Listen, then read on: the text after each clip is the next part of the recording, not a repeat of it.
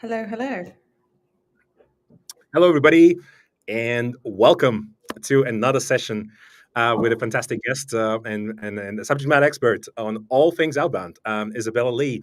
But before we're going to introduce Isabella, we're going to introduce myself. Everybody who is tuning in right now, whether you're tuning in across X or YouTube or LinkedIn, would love to find out, guys, where you're tuning in from, which part of the world. I'm a bit tan, as you can see. I've been in Sicily last week. Isabella, did you go on a holiday anywhere nice recently? I actually did. I went to Greece last week, which was super fun. Okay. But I didn't come back with a tan like you. I had Fact 50 on everywhere because I'm very pale. So this is tan for me. Gotcha. Awesome. So, guys, if you don't be shy, feel free to say where you're from, what is it that you do, whether you are an agency, you're head of growth, you're a CMO, etc. Because what we're gonna do throughout this session is, but tackling. So we have some content prepared for you, but we also can tackle some of the questions maybe more tailored towards specifically what is it that you do in your business or whatever the challenge that you have right now. If anybody has a question whether this will be recorded, yes, this will be recorded. You will be able to find that on YouTube and also on the LinkedIn event if you subscribe to that. So it'll be available for you to watch later on as well. So, a quick intro. So, Frank Saunders. I'm the CEO of what we typically call The Forge. The Forge, what we do is we help agencies and brands with all things outbound, doing that currently across email, but also soon we're going to do that also across LinkedIn. Isabella is quite knowledgeable in terms of what she does. So it was, quite normal for us then to invite Isabella to talk about all things outbound.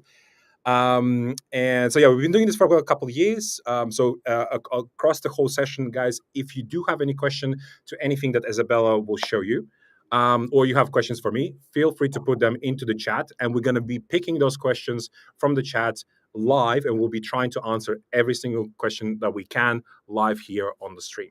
So, yeah, over to you, Isabella. Amazing. Thank you so much, Frank. So I'm Isabella. I run an agency called Let's Felicity Grow. We do outbound, always with the intent of getting booked meetings for our clients, either on a kind of done for you service or alternatively, but we build the infrastructure that we have for all of our clients in-house within their own agencies. Mhm. Many of Frank's products of which that we use and integrate into our clients' companies. So that's kind of how we built a natural and organic relationship. And I've been very kindly invited to speak on this webinar. So thank you so much, Frank. We actually caught up last week in London, which was amazing to meet Mhm. such a legend in the flesh. And yeah, I'm delighted to be here. I've got a few slides to take everyone through on just kind of how to stop relying on referrals and build a predictable lead gen machine.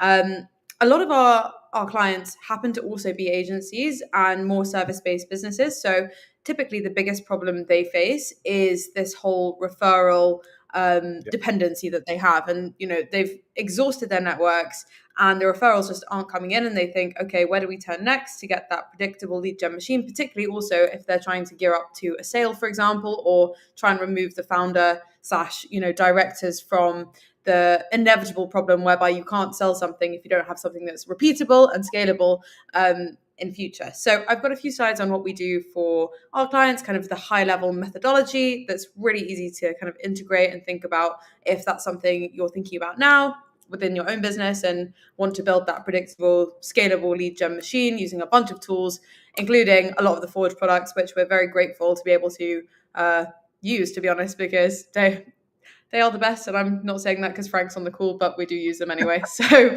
yeah, So, I'm keen to get into it. Unless you have anything else you want to start with, Frank. yeah, I just want to ask you. So, do you predominantly look? So, the clients that you have are they predominantly in the UK or they're across Europe or the world? Great question. They're mostly in the UK and the US, but we have a few that are like international clients. They also range from smaller scale businesses, agencies with say 10 plus people, to enterprise companies. For example, we work with a bunch of like funded larger kind of Series C, Series D startups, Gotcha. companies like CarWow, for example, that are looking to get new leads in to service various functions within their business, which is really cool and really exciting to work with such a kind of range of companies. And I think the interesting thing about lead gen, particularly when it comes to B2B service-based businesses, is everyone needs more leads. And the tools and infrastructures that are available today, because they exist in a format of, the way they've been built by people like you, for example, they are applicable to someone with an agency with 10 people, but also an enterprise level company with hundreds of employees and a sales team. And it's kind of more of an enabler of, okay, you've got 10 salespeople, for example. How can we stop them sending 30 emails a day? How can we make them send 3,000, for example, each, or if that's just at a small scale company level and doing the same, which I think is amazing. And it's great to see how that can scale across both. And likewise, working with Mailforge on that, I think it's cool to see how scalable it is for both types of companies, particularly with the products that you guys have and domains and mailboxes that can suit both types of scale of company. Gotcha, cool. So before we're going to go into the content part, apart from the cold email piece, do you also cater for other channels? So we do a bit of LinkedIn as well. We have that kind of as a secondary channel, just because obviously you can send, like 40 connection requests per account per day. I know you guys have some interesting ways that you manage to scale your account and your sending. We just do it through our own clients' accounts. So we typically just send the highest intent leads through their LinkedIn profiles and start engaging in conversation, and use email as our primary channel, just because the scale is much more scalable, as it were. And we go from there. If we can connect other people within the businesses that we work with accounts as well, we obviously do that where possible. But yeah, we focus on email first, just because we've got that scale there and we're able to kind of say more, and it can be a repeatable process rather than individual conversations, which are great, but not quite at the same level at the moment. Gotcha. Makes sense. Awesome. So let's dive in, I guess, into the content. So everybody who's tuning in, again, a quick reminder, as we go through the various sort of bits, we don't have too many slides, right? It's not about slides, but if you have any specific questions, what you're seeing, feel free to ask them in the chat. Don't be shy. And as I said, at the end, we're gonna try and take all the questions from the audience. So yeah. Cool. Well, thank you so much for listening. Yeah, I mean, I'm happy to take questions as we go along, but whatever Frank says goes. He is the boss here. So, just a recap of kind of why we're here, what we're talking about. So, how to stop relying on referrals and build a predictable lead gen machine, which at the crux of it, I think, is the biggest problem most B2B service-based businesses face. And it's the outcome that we're all trying to get to. So just a little bit about us and what we do as an agency. We work with lots of B2B clients, as I mentioned before, lots of agencies, but then also different tech businesses across everything from, tech shipping businesses like Hived, for example, to, other tech startups like WordNerds, very, very successful. We've taken them from, when they were a company with 3 employees to now a big scaled startup just through using outbound. So why does outbound really matter? We all know deals are taking way longer than they were before. Inbound is slower to convert. Service businesses need that predictable lead flow, and outbound lets you target ideal clients directly. And if you look at the alternatives right now, particularly when I speak to a lot of CMOs of high growth or supposedly meant to be high growth because they're, VC-backed startups, for example, businesses, it's always a trade-off of, okay, where can we allocate this capital, for example? Are we going to allocate it to LinkedIn ads? Are we going to allocate it to Google ads, for example, Google search, SEO? And the one thing that outbound enables us to do is know exactly who we're reaching out to and know exactly who that decision maker is and have a conversation with them. So if we don't have product market fit to begin with a new service line, or maybe it's just a new company to begin with, it means that in a worst case scenario, we can understand what the feedback is. Why is someone not interested? Let's understand that a bit more and have a conversation rather than just putting cash in a bottomless pit, such as LinkedIn ads, where you don't have any feedback and you don't know who you're really talking to. And lastly, high intent triggers mean that it doesn't feel like cold spam. So I think there's a big difference today between the thought of cold email and what we see as cold email, and then what cold email really can be. And I know certainly on my front, I delete loads of spam every single day. and it's not actually a cold email in my opinion. The types of cold emails that we send and do convert are cold emails that not in a million years would I think actually look like a cold email and feel to the person that's receiving it like it's come from a real person. It's relationship building, and it's encouraging someone to come on a call that's value driven and doesn't seem super salesy. It's something that doesn't feel like cold spam. So these are some common mistakes I see with outbound that I would really recommend to avoid if you're starting on your kind of cold outbound journey. So firstly, mass sending with no ICP clarity. I think the more you can be very, very specific with what your ideal client profile looks like and the messaging that would resonate, the kind of problems that resonate, the solutions that you have for them, an offer that seems kind of hard to refuse for that specific niche. Maybe it's something that's a time-bound problem that you're solving, the better it is. And if you have mass sending with no ICP clarity, the messaging won't resonate, and that's kind of what comes across as cold. Talking about yourself, not their problems. I always think about this like going on a date. If someone sat there just talking about themselves the whole time, you're kind of disengaged. It's a bit of a turn off. The same is true, I think, in cold email. When you're talking about yourself and not their problems, it's going to go straight to spam. Whereas if you're talking about someone else and how you can help them and what's engaging to them, it resonates much better. No testing or iteration. Because of the scale that you're able to achieve with products like MailForge, which is amazing. So obviously lots of domains and mailboxes that mean that we have gone from sending 30 emails per day from a mailbox to say 2,500 emails per day, just due to the infrastructure that we're now able to send from. It doesn't really make sense to send at that scale and then not understand what is working or isn't working, and having a scientific process for testing offers, for example, problem statements, solutions. And if you can't test those things, I think it's really hard to get to a point where you're getting consistent lead generation, consistent book meetings. And that's always the end goal.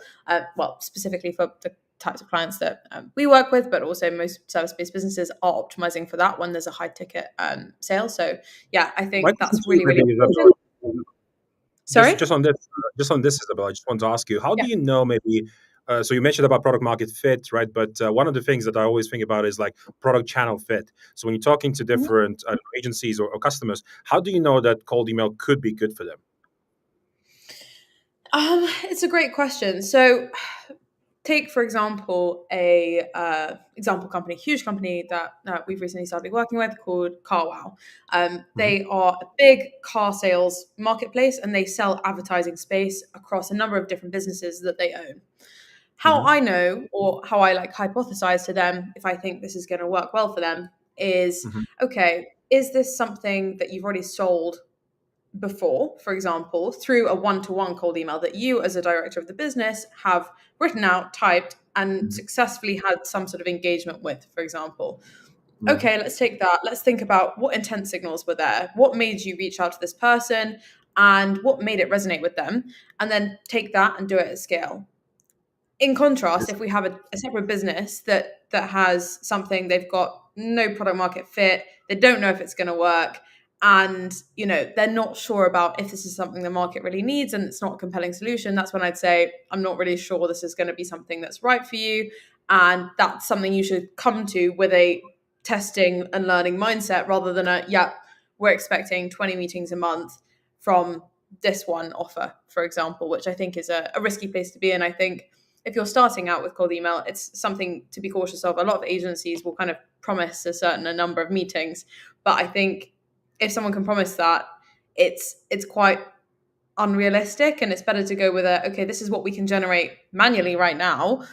Okay, let's look at what that would look like if we're scaling it and do Mm. it with a mathematical lens rather than a imaginary rubbing the lamp kind of, we're just going to pluck a number out of thin air. So that's something to think about. And then no system for consistent follow-up. It's all well and good getting all this positive interest, but if you're not following up, you're not going to convert people to meetings, and then you're not going to see the meetings, which is what really has the value. Again, this is kind of something that I think is important, particularly if you are going to work with an agency. For example, we have like a part software retainer, part paper meeting basis. So we're always incentivized to get the booked meeting. And I think if you're going to work with an agency, it's something to think about, because you only want the booked meeting. So having consistent follow up or working with someone that has consistent follow up is really, really important. And being very disciplined with that follow up, I think, can help convert much more. You're always surprised how many times people will follow up, and then they'll convert on the fourth email, for example. So I think highly recommend that. And lastly, no infrastructure set up at scale across ESPs. So I work with so many people that come to me and they go, okay, we've tried cold email, it's rubbish, it doesn't work. And I say, okay, tell me what that looks like. Why didn't it work? And I'll say, talk to me about your infrastructure. And they said, what's infrastructure? And I said, okay, well, what did you send these emails from? Which email address? How many emails a day are you sending? And they'll say, oh, well, we sent 1,000 emails per day from our main domain. And I would just sit there unsurprised, slightly shocked, and feeling sorry for them, because that's never going to work with the current status of email filters, and that's not an infrastructure that will work. So, as Frank will probably tell you, as the resident expert on all things email, and has also helped me a lot and our business over the years, infrastructure is so important. And MailForward is actually the first major infrastructure tool that we use. We have diversified across Gmail, sorry, and Outlook for other domains too, but we still have our primary amount of domains sat within MailForward, which is private infrastructure domains. But at the crux of it, for anyone that is kind of new to that, you can send, say, 20 to 30 emails per mailbox per day from a regular mailbox. And that means that if you send more than that, they'll end up in spam. So what you need to do to circumnavigate that is set up an amount of domains, an amount of mailboxes, say 2 mailboxes per domain is what's recommended. So you can send at scale. So rather than sending 30 emails per day or 20 emails per day from one mailbox, you can suddenly send, say, 2,500 if you've got the mailbox capacity set up, and it would mimic something that looks like your current mailbox. So, for example, I would set up lots of email accounts that look like Isabella@letsfearlesslygrow.com, but maybe it'd be Isabella.l@letsfearlesslygrow.com or Isabella.l@teamletsfearlesslygrow.com. This kind of thing, and it would auto forward to my main domain. And this is how we solve for infrastructure set up at scale across ESPs. So ESPs are email sending providers or service providers. I never know which one it is, Frank. Service Oh, providers there it you is. go. And that's why he's the But expert in your at case, maybe infrastructure. one question to you: do you just set up .com domains, or do you set up sometimes also .co.uk domains? We just use .com because I've, to be honest, have a belief that has got a kind of better authority, particularly also because we have clients that are US based. So it looks weird coming from a .co.uk domain. Mhm. But I guess it would be on a case by case basis. But for us, we just do .com because they have the highest kind of reputation, in my opinion. But yeah, setting up across Yeah, ESPs, so private infrastructure. Go on, sorry. no, I just want to say, so I think the only time when maybe it makes sense to have localized domain extensions is like, I don't know, in maybe in countries like France or Germany, etc. I Oh yeah, think UK, 100%. in the UK, people are used to .com domains a lot. I think the only other difference is that .co.uk domains are slightly cheaper than .com domains. But if you have to target, Yeah, a world, let's say, yeah, I would definitely say .com domains are what's called yeah. tier one. Um, Domain extension. Then there's other ones, but you like I always say you don't want to risk it. Like there's .co, you can Mm, naturally buy that one, or .org, .net. But think of it this way: because, like, yes, there's a lot of data, but think from a kind of user standpoint. When you are seeing a non.com domain, you suddenly become mhm, suspicious. Like you kind of have to think to yourself, like, oh, it's a .net domain or it's the .co domain. And if you're raising suspicion in front of the a prospect that is hearing from you for the first time, mm, then they're essentially more likely to report you for spam. But yeah, so I mean, the .com is always the king essentially of. Then depending on some territories, it could be .fr, .de, whatever. And then if for some reason .com doesn't work for you, there are some reasons why it doesn't work for folks. Then mm. .co or .net, etc., like tier two ones. So yeah. Yeah, completely agree. To finish, kind of what I was saying on that front is, um, we set up the domain infrastructure across ESPs because it de-risks us, and it means that we can test something either on private infrastructure like MailForge, or on Gmail or on Outlook. I think the benefit of using MailForge, I mean, I'm sure everyone on here knows the benefit of using MailForge, but it's super easy to set up. You don't have to set up all of the wonderful things like SPFs, DMARCs, etc. That is extremely hard to set up at scale if you do it manually. So yeah, that is a kind of common mistake that I see, is people not setting that up either. And then again, your deliverability is awful. So highly recommend doing that. So 4-step framework to building a predictable lead gen machine. Sorry, this is kind of the framework that we use both from a workshop perspective for our clients, but also internally when we're setting up new clients using our kind of done for you package. So we always start off by defining their ICPs, so ideal client profile, and the triggers behind them. Then we help build a scaled infrastructure using tools like MailForge, then lead scraping and finding intent signals, and then lastly, script writing, integrating the lead scraping that we've done and kind of personalizing the data and integrating that into the scripts themselves.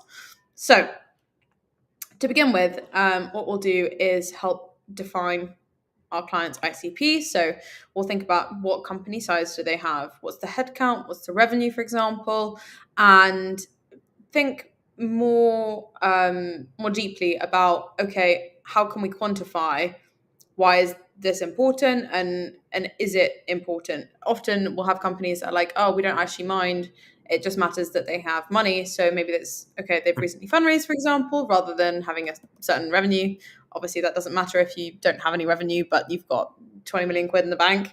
Then we'll think about what industries are highest urgency. So as a company, for example, maybe there's 10 industries that you could go after, but that you have a top 2 that are highest urgency and, for example, will bring in the most revenue and likely and most likely to convert, or you've got the best case studies for example. So again, would be highest urgency.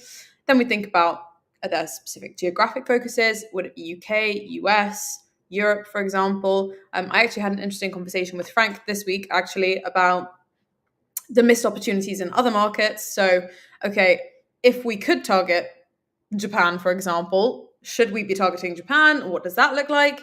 And how can we kind of outbid your competitors on where you're going versus other markets that they're not going? What external triggers would make them ready to switch from their current solution now? So is it that their current agency or like service provider is not living up to expectations? Is it that there's a new regulation like the HFSS, like social rules coming in right now, that's making them ready to switch from the current solution? What is it in your industry that would trigger that behavior, and how can we find that at scale? And then lastly, what are the job titles, departments, and management levels that we're looking for, and how can we find those at scale? A really good way that I would think about it is separate the job title from the management level. So if you think about it, you could say to me, okay, head of marketing, you could say marketing lead, you could say marketing manager. Separate all of that quantifiable level from the word marketing, and then just have a list of words such as marketing, growth, content, whatever the kind of group of words is, and then attach the management levels, because you end up with a much bigger pool of data, which you don't know unless you're busy doing it all day, such as I am. So that is kind of a top tip if you're going to do this yourself. Highly recommend. So this is an example of kind of what we would do. We use Clay as one of our tools to be able to do this. You can see this is an example scrape. So you can see the company size, job functions, keywords, past experiences, industries to include. And yeah, just to kind of get your mind whirring on what you can do and how it works. Obviously, there's probably a lot of people on this call that already use Clay and they're like, this is calls to Newcastle, which is a British way of saying I don't need to explain something you already know. But just for people that are at the very beginning of the how to stop relying on referrals and build a predictable lead gen machine, this is what we do. So take that ICP that you've defined, pop it into a software tool that's going to find those leads. For example, Clay is an amazing one, highly recommend. You could do this in Apollo too. If you want to do this at a massive scale and you're like, yep, already doing it in Clay, but you're like, wow, the Clay credits are so expensive. Good way of doing it is using Apollo, then using an Apify Apollo scraper, and then pulling those leads into Clay and just using Clay as a personalization tool, for example. I'm pretty sure that's something they wouldn't want me to recommend, but it's what we do. It's a great way of doing it. So it's a little hack if you want to do that at scale. Then we go into building a scaled infrastructure that lands in the inbox. So this is arguably the most important step, because it's all well and good having a great email and having all the information to send it to people, but if you can't actually send it to their inbox, then it really doesn't matter. So first of all, start off thinking about how big is the total addressable market and how many emails you're going to be sending per day. So maybe you'll say, okay, we want to send 2,500 emails per day, right? Work backwards from how many emails you can send per mailbox, and how many mailboxes you can have per domain. So say, for example, with one domain, you can have 2 mailboxes, and in each mailbox, you can send 20 emails per day. So that's 40 emails per domain. So just work it out mathematically from there.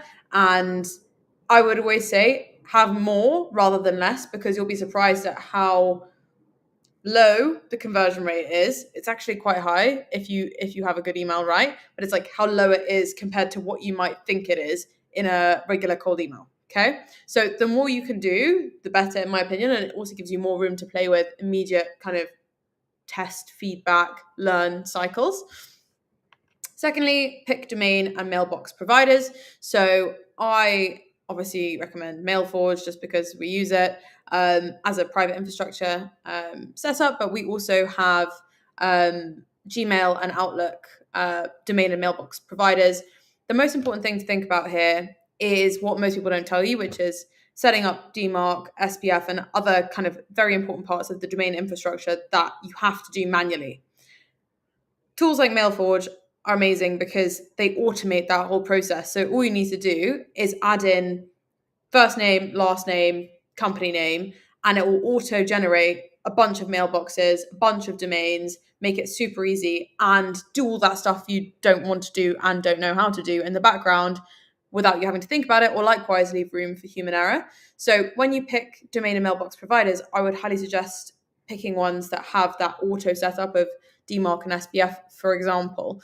When it comes to Gmail and Outlook, I know Frank has some solutions for, I want to say Gmail, through PrimeForge, right? I think we have some PrimeForge domains. We actually use other service providers for Gmail and Outlook that aren't on the Forge territory, because we're also de-risking across many providers. But Yeah, yeah, I totally agree with that. I mean, sometimes it's the same Google account could be differently, let's call it, set up across different providers, and yeah, that's just another way to de-risk.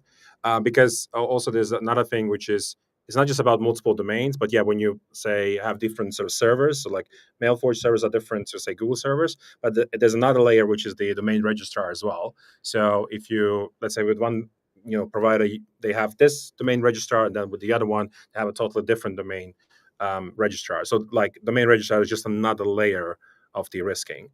So yeah. Exactly. This is just what I said about diversifying ESPs.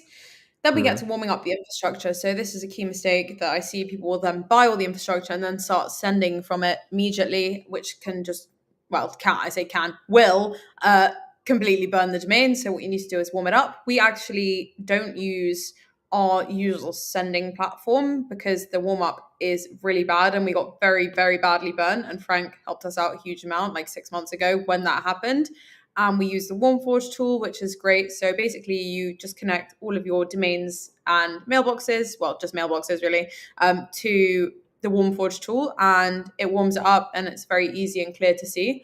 I would recommend it regardless of the sending platform you use, just because it means you have a separate, independent place to see what the deliverability is going to be like and what stage of warming it's at. It's kind of like a next step of clarity, and it's very, very important to build that domain reputation and know when the domains are warm to send from. If you don't know what domain warming is, mailbox warming, sorry.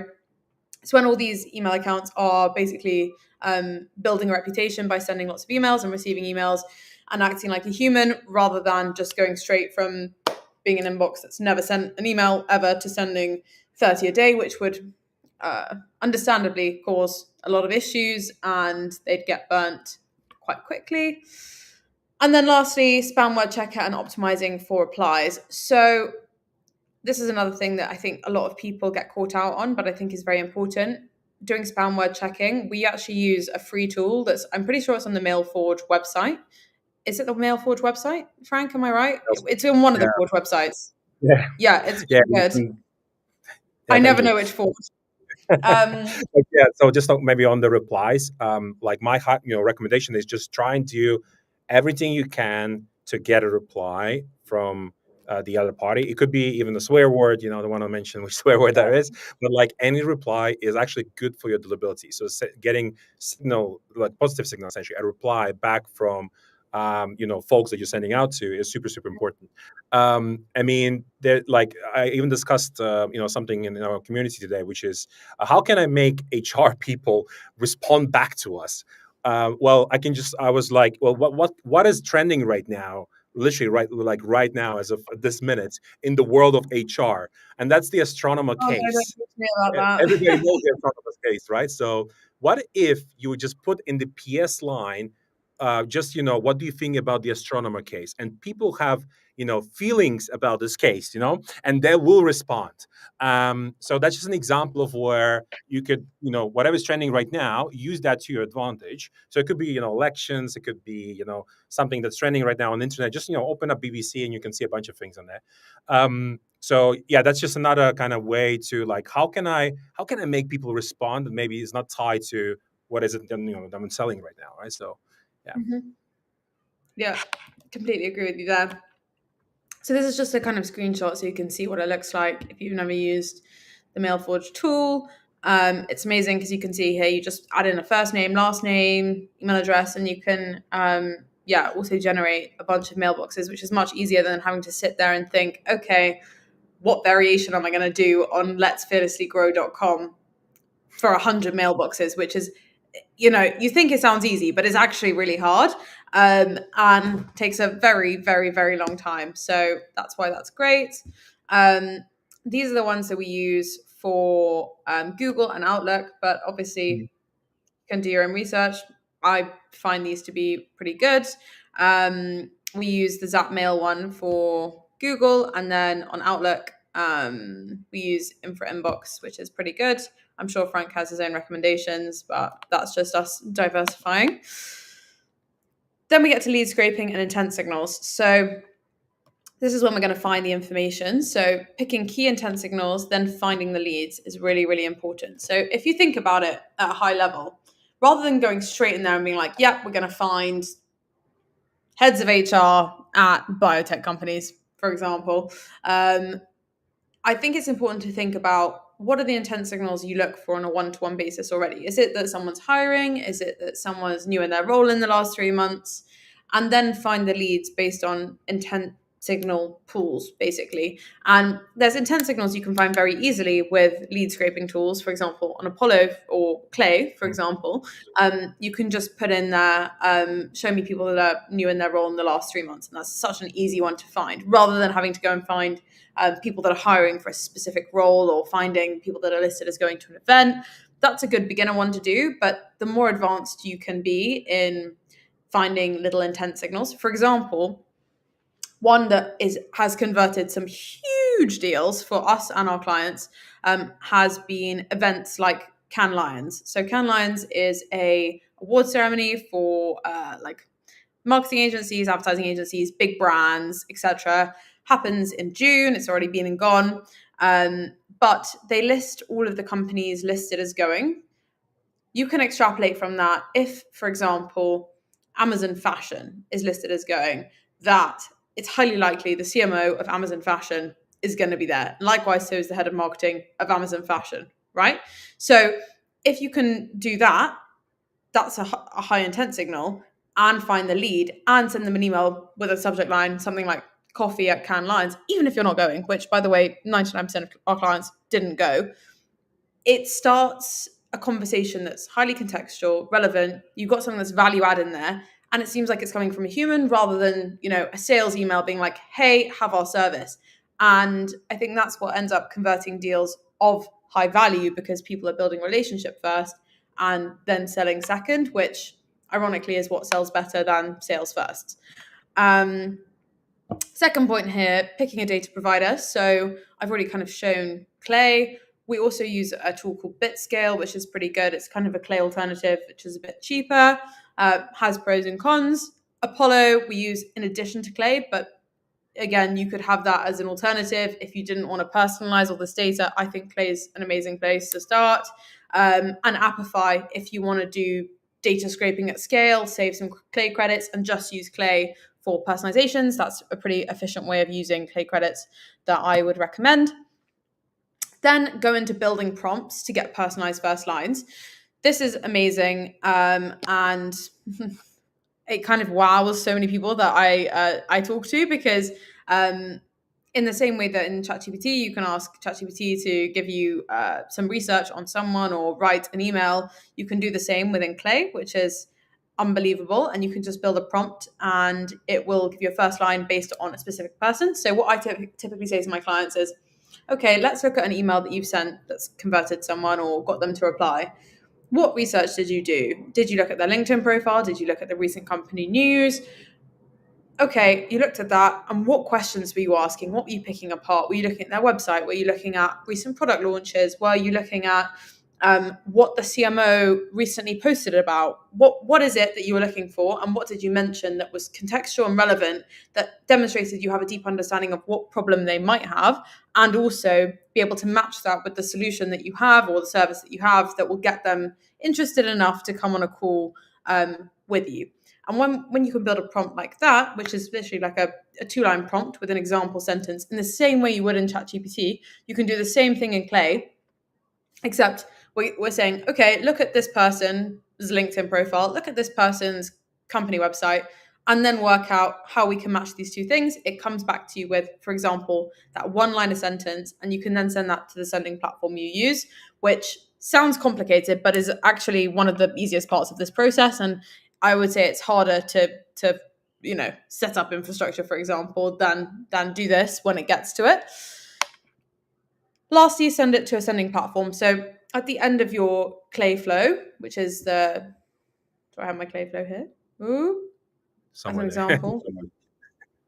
Yeah, here, Yeah. for example. So this is kind of the example. You can see we've got our find someone's job title, location, company domain, LinkedIn profile, and this is the kind of personalization that we've got here as an example. So we put in a prompt here in the same way you do it in ChatGPT. You can think of it as a ChatGPT column. There's loads of different AI models you can use here, but whatever works. And then at the end here, you'd have send it to sending platform, depending on the sending platform you use. Do you try in the PS lines as well? Sometimes, because You know sometimes what? people do the first. I've never tried it, but it's a great idea. Yeah, I just so the reason why I'm asking this, sometimes folks have a struggle to make sure the email flows nicely between the first line and the rest of the body within the email. But naturally, the Yeah. PS line is it's postscriptum, so it's a separate section of the email. Some folks Yeah. actually test it also in there. So if somebody wants to know where else could you put it, like it's in PS sometimes, and it's something that I would just A/B test whether you're seeing slightly more responses in the PS or as a first line. So yeah. It's a great idea. We personally haven't tried that. But to be fair, something to try. Something new every Yeah, single day. it I think always says something like this. I think we try and optimize for like how we're gonna grab attention first. Mhm. But yeah, love that idea. And then the last part of the process, so script writing. So we always start off our emails with giving specific context for your outreach. And this is where that personalization comes in, because the context is hopefully something that's highly relevant to that person and based on recent company news, something that they posted about, anything that's going on that we think, yep, this is contextual only to this person. And it would make it seem like, okay, this is only relevant to you and it's not AI generated, as it were. So for example, as I just said, new product launches, maybe it's funding announcements, key senior hires, campaigns, market expansion, anything like this. Then we'll go into describing how that product or service solves a problem. So if we can find a time-bound problem, this works really well. So as I mentioned before, maybe it's regulations coming in, maybe it's something like they're looking to stand out in a saturated market, maybe it's a lack of internal bandwidth. whatever it is that is the problem they're facing, talking about that and how your product or service solves that problem in a non-salesy way. Then we go into cost of inaction, so how that company will suffer if they kind of don't engage with a solution. Social proof, so a one-line sentence works really well for us. So for example, we recently helped X brand increase X by X%. Maybe it's like we just worked with, I don't know, Trip CBD to increase their ROAS on their ads by 9 million percent. And we're talking to, for example, Good Rates CBD. So anything that's highly relevant and contextual in their area, with an industry kind of name or like household name case study, if you have one, or the more close to that, if you have one, the better. And then lastly, a CTN offer that would feel kind of hard to refuse or you'd feel stupid saying no to. So something that's value add. Maybe it's an audit of something that they're currently doing, showing them how they could be doing it better. Maybe it's a strategy call. Maybe it's a guide. Guides work really, really well when it comes to higher level decision makers, in my opinion. So we have a lot of agencies, for example, we work with that only want to talk to CMOs of, say, Fortune 500 companies, right? Very hard to get to those people. And often they don't want to come on a call. So typically what those people respond to more is like analytics, data, guides on something that's highly relevant at that time. So if you have something like that, that also works really well to bring them down the funnel, ask them, okay, what did you think of this? And then they'll hop on a call. This is an example. So this is a Can Lion Coffee example that I kind of mentioned before. So you can see, hey, Emma, thought you might be at Can Lions next week. I saw Amazon's featured on the program. So this is for Amazon Fashion, for anyone that is interested in the fashion world. I'll be there with my team from Pepper, an award-winning social media agency. So this is a client of ours, right, that we're sending on behalf of. Love to grab a coffee and talk about what's really working on social at the moment. We worked with H&M, reaching 21 million impressions. You can see how the kind of template fits together. Love to grab a coffee or connect virtually if you're fully booked. Talk about what Amazon's planning in terms of campaigns for autumn, maybe even Christmas. Again, time bound. We're thinking, okay, you've got a deadline. We know it's Christmas because you got to sell loads of stuff in Christmas. Let's have a chat about it. Super informal, not selling to you. And we're going to be in the same place, even though they definitely weren't in the same place. And Alice was actually on maternity leave. You get the gist. Mm. And then Emma comes back and says, yeah, that sounds great. I'm not actually at Cannes, but let's connect. And they end up on a call. So you can kind of see how it works and comes across as very human, even when we don't have a personalization, but we can extrapolate where someone might be based on something that's highly relevant to an industry or a job role too. So if we're going to put it all together, we've got our ICP and our triggers, as I just kind of took you through. We've got building a scaled infrastructure. We've got lead scraping and intent signals. And then we've got script writing, plus a bit of spin tax, which I haven't mentioned. So 70% plus on ChatGPT. You just pop in the email and say, please add spin tax, which adds variation and ensures that we get through the spam filters. Otherwise, we'd have lots of the same email going through and it hates that. So we're just adding variation that makes it seem different. Put it through the spam word checker on MailForge, which is quite an aggressive spam word checker, may I say, Frank, but very good, which is why we like it. And then we connect all of the above in a sending platform of your choice. The Forge team have a sending platform. There's also other alternatives, depends on kind of your needs and what you're kind of trying to optimize for.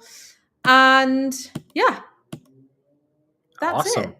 Equals meetings booked with your high ROI, high intent ICP. Very nice.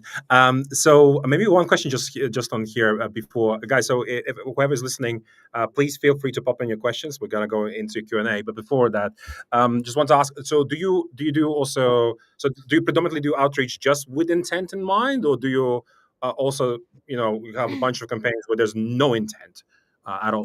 Great question. So we do both. So we have and always start with the high intent Okay. because that's what we're going to convert first. But Yep. obviously, there's loads of people that don't have intent signals. So this is when we do volume campaigns and we try and find intent. So this is when we're looking at, for example, events in an industry that where we think people might attend, or we're looking at, for example, regulations and trying to like poke the bear with questions that might seem relevant. So it's like, have you thought about HFSS regulations, for example, or something that's highly specific to an industry and a role. So it's still contextual, but we're Mm, asking them and trying to find intent rather than because we have intent. gotcha. Yeah, yeah, makes sense. Yeah, I think so every like there's a bunch of different kind of intent options on the market. So I just highly encourage everybody kind of to check out. You can just Google it. I bet there's a bunch of documents around that. What has worked for us, because our ICP is kind of heavily on LinkedIn. What we do Mhm, in our case, so let's say we have our own AI SDR called Agent Frank, agentfrank.ai, name of me. But essentially, what we do is like whenever somebody talks about AI agents on LinkedIn, or somebody does like a lead magnet or something, we would just literally go and just take the whole list of people that have engaged with that post, because we just assume that they have an interest or they're exploring potentially mm, the AI agent, or they're just super curious about it, and so we would just engage on that basis. So even though they're maybe not necessarily in market, but like if somebody's researching about this topic, that's when we want to mm, be engaging. Of course, we can bid on Google Ads. Of course, we can send a bunch of emails, or we can do LinkedIn. But yeah, we try and kind of keep it relevant that way.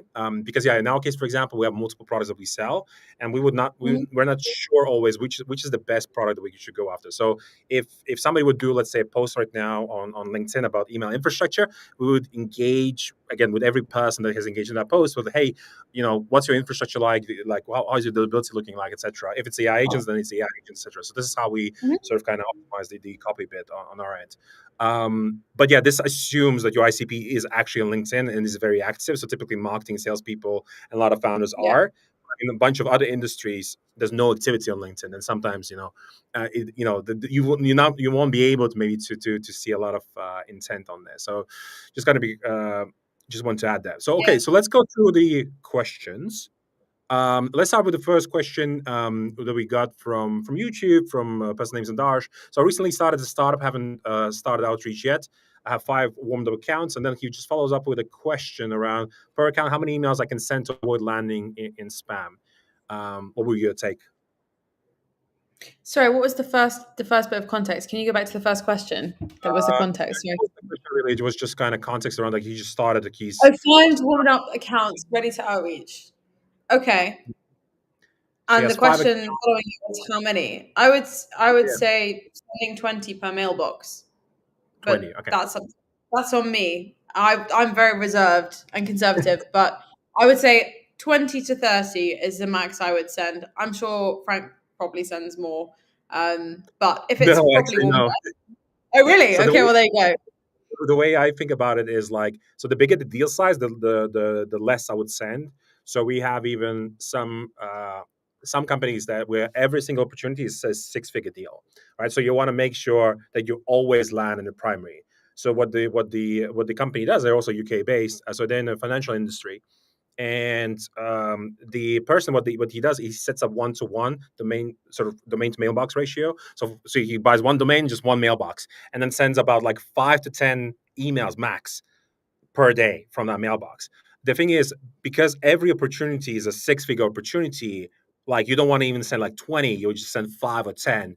So this is just, way of de-risking, right? Because you want to make sure that you essentially have a very low cold email volume that's going out from mailbox, and just a very high kind of warm up against that, right? So the warm up means positive signals, and cold email typically mean negative signals, because you're getting spam reports. You're definitely getting spam reports, right? But you just want to keep them as low as possible. And if every email counts, then you definitely reduce the volume. But yeah, typically like a max is like 30. Sometimes there's a case where you can set like 50 and 100, and that's only the case where you have a lot of positive signals. So I'll probably give you an example. Let's say you are giving something for free out. Somebody says, "Hey, I'm gonna give you £100 Amazon voucher if you jump on a demo with me." Right, so it's highly unlikely you're gonna report it as spam, right? So that's an example of where you can go beyond the 20-30, because you don't expect folks to be clicking the spam button. You expect just a lot of positive signals. So the way you can validate that is like essentially if you have like let's say 10% plus reply rate, then you can just send more essentially because of that, right? So that's probably the Mhm. best way to look at it. So cool. Let's go to the next one.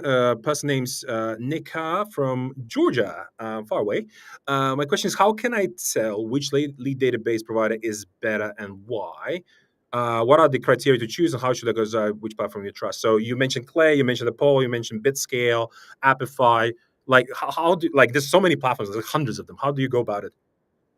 Great question. I think thinking about which is your kind of key priority is the best one to think about first. So, say for example, if we're thinking about quality of data and like cross-referencing data from different databases on Clay, you have this waterfall kind of enrichment where you can check basically from each database and make sure that you've got all of the information from the whole lead list should you want it, which is great. I think Frank also has a product that you can do something similar on too. BitScale is the exact same, but it's much cheaper than Clay, for example. And yeah, to be honest, I would highly recommend that if you want to start somewhere and it be a bit cheaper. But if you've got a bigger budget, maybe go with Clay first. Clay's a good one to test if they have free Clay credits, for example. So you can test that out. Personalization is the most important thing. So the difference between like Clay and Apollo, for example, is the way you're able to manipulate the data and cross-reference and add different tools and kind of do lots of personalization and interesting things to the data, sending it to different sending platforms. For example, you can send it to HeyReach, for example, which is a LinkedIn sending platform. Whereas with Apollo, you can just find the data, but you can't do anything with it. I know Apollo has their own kind of sending tool within it, but it's not really at the same scale as if you plugged all of these tools together, which is a different scenario. So I guess my conclusion here is what platform should you trust? Look at it from okay, what do I want to achieve? And if it's the data plus the personalization, look at like Clay and Bitscale. And if it's just data at scale, look at things like Apollo and Appify. But if it comes to cold email, I think you'd want the personalization. So I'd look in those two realms and the kind of Forge alternative. I think it's called Leads Forge, right? Yeah, it's like Personally, I've ChatGPT. never tried it. Personally, I'm too far. I'm too far deep in my Clay rabbit hole to have tried it That's yet. But I'm sure I will in the future. yeah, I highly, Sorry. highly Sorry. agree on the kind of how you think about things. So, like, if you want to maximize essentially what's called leads coverage, yes, you have to use the waterfall approach, and if you have like multiple providers in there, right? So query multiple providers, right? And you get maximum number of leads. It's super important when you have like tiny TAM, right? You want to max out the leads against the time that you have. If you have a huge TAM, then I typically say just go to the cheapest data vendor, and whoever can give you the maximum possible leads at the lowest possible cost, just go to that. And if you're not too fussed about personalization, all that stuff, like that's you go with that. But if it's about that you have to build something custom, etc., then you need a complex tool. So a complex tool is something like Clay or BitScale. But yeah, there are a few kind of differences. So yeah, I would say yeah, as I said, it kind of depends on the ICP. Um, yeah, like sometimes. So I'll give you an example. So let's say sometimes you need just a database of sort of local listings database. So essentially, companies that are Google Maps. I typically by default always say just go to D7. D7 just goes and scrapes the Google Maps, and it just gives you a bunch of data, and that's like the fast and I think the cheapest way of getting local business data. So yeah, so it really depends on that. But if you have budget and you have a complex use case, Clay, BitScale, if you have and then some data vendors, so if you just have to use one data vendor, some data vendors specialize in specific geography. So I'll give you an example of, say, ZoomInfo versus Cognism. So Cognism is a UK company and ZoomInfo is a US company. But guess what? ZoomInfo just predominantly just focuses on the US data and is very poor when it comes to EU data or European data. And Cognism, vice versa, kind of is like super, super powerful on the European data, but maybe is not as powerful as ZoomInfo, but still covers the US. So like there are definitely these sort of nuances. And that's why Mhm. waterfall is just generally a lot more powerful there. So, all right, let's move on to the next question we've got from Chad Craner. What percentage of meetings are booked on follow-up versus initial outreach? Oh, great question. Off the top of my head, probably 50% at least, I think. Um, why? To be honest, I think it's because we're all walking around with our phones, and most of us like go to the bathroom, go to the coffee shop, and we're checking notifications all the time. and people will see something, doesn't mean they're going to reply to it immediately. So I think that's Correct. why there's a large meeting booking rate that comes from a follow up. Likewise, we often offer kind of a softer CTA, as it were, in our like message to you, for example, such as offering a guide or a playbook. And this can often like prompt someone to be like, yeah, actually, this is of interest. Or in a third email saying, if you're not the right person, can you let me know who is? And they're like, yeah, I actually am the right person. Sorry for ghosting you. And the meeting gets booked like that. What about you, Frank? What do you see? We typically see about 50-60% of total replies coming from the initial email. And then the follow-ups Mm-hmm. is, about 40-50%. Pacing matters also very important between the initial email and the follow-up emails, right? So right now, for example, like let's say me and you would be on a holiday last week, right? So I Mm-hmm. typically would say, that's just me, if we're in the holiday season, send one email per week. So that means if you have 3 emails in a sequence, send one email last week, another email next week and the week after, just because there's a lot of holidays. But if it's not a holiday season, I would send like a couple within the week. So typically the follow-up goes after sort of 2 or 3 days, and then the third email will go up, in my case, after 7 days. But Mm-hmm. there's definitely a lot of money in the follow-up. All right, let's move on to the next one. What's the recommended time frame to test if a campaign works or not? Great question. I mean, the short answer is when the data's been exhausted. The long answer is, I mean, typically we test on a bi-weekly cadence, just because we think you're sending on weekdays. Like we wouldn't recommend sending on weekends because people don't open their emails on the weekends, and also you then start to mimic this kind of like robotic behavior. But I would say giving it 2 weeks if you've got a campaign full of data and it's at your maximum sending capacity. It means that you have a really good understanding. That being said, I think after at least a week, you kind of know if it's working or not, because you start to see positive interest come through and you can see initial replies. What about you, Frank? What do you think? Um, You're going to so tell me yeah, one. I don't look at timeframes that much. I look at how many leads have been processed, and it's about Mm, 1,000 really.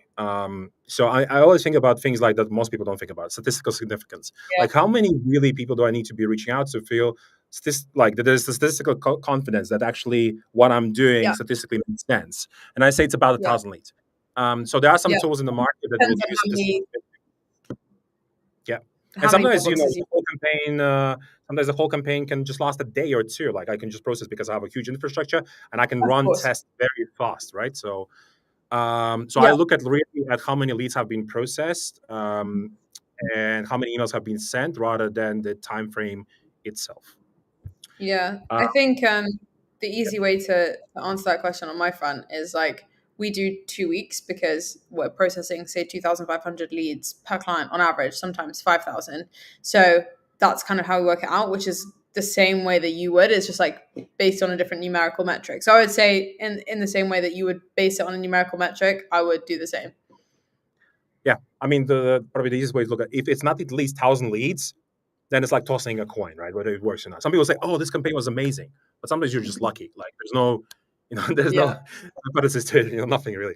All right, so layup support. When it comes to creating initial campaign sequence to target a segment of your ICP, in order to test effectively, how many steps do you start with? Um, that's a great question. When you say steps, I'm assuming you mean like how many emails I in know terms thousand of percent. first, second, third. I only send three, Mhm. sometimes two, but mostly three, just because I think first email, kind of like a nudge follow up with a different offer, and then a kind of a breakup email. I think more than that, and it's just harassing people. I know some people send like 4 or 5. The only instance where we send 4 or 5 is when we have an extremely good performing campaign. And what we'll do is we'll have our initial first, second, third email. Say for example it's around an event like Madfest or Cannes Lions or something like this. It performs really well, and then what we'll do is say a month later to the same people, we'll say, hey, are you going to this event? And it's because the initial campaign performed really well, and it's the same subset set of data, for example, that are likely to be going to another event, and they're like, this person didn't catch me last time. Yeah, we are actually going to this event. and it works really well because it's like they've heard from us before. That being said, you don't want to be seen as like coming across as harassing. So I wouldn't send like 8 emails being like, hey, just following up, just popping this to the top of your inbox, because you'll just get spam reports and that's not going to Yeah, work. totally true. Yeah. So I always recommend two when you have a huge TAM, when you have a tiny TAM, three. Reason for, yeah, so there's initial email and then there's a follow-up email. Because so the reason why I don't do more is, first of all, you will just receive more spam reports if you keep harassing people, right? So just be a Agreed. good human, right? So like you have to think back of your head, how do you reduce the spam reports? And one of the ways to do that is if you just send 2 emails instead of, three, four. But if it's a small TAM, then yes, do three. That's what I typically recommend. Um, so yeah, and then the other thing that I just want to say here is, one thing that you cannot control in sales is timing sometimes. So yes, you can definitely use intent, stuff like that. But the dilemma is that sometimes 2 to 3% of the people that are in market could actually buy your product, right? They can engage with you. You just don't know who they are. And what I typically recommend is like, okay, if after 2 emails that you sent in a sequence, they don't respond, reach out again after a quarter. So, and this is actually one of the best ways to maximize really pipeline for your business. All right, let's just wrap with the here. I would say there's some questions that we didn't manage to answer, which is fine. But Isabella, where people can find you for them to follow up, maybe on some of the questions I have for you. Great question. Either via our website, which is letsfearlesslygrow.io, or on LinkedIn. LinkedIn's probably best. Would love to say hi. I post somewhat regularly about all fun things in the lead gen world. So yeah, please connect with me, and I look forward to answering any more questions. Or my email is isabella@letsfearlesslygrow.io if you want to send me an email directly. Great. Thanks for having you explaining all the things about outbound. If you guys want to ask me any questions, feel free to go to Frank Saunders on LinkedIn, the guy with the bacon emoji, bringing home the bacon. And then we shall see you guys at the next session, which will be next week. Thank you so much, everybody. Thank you, Frank. Have a great day.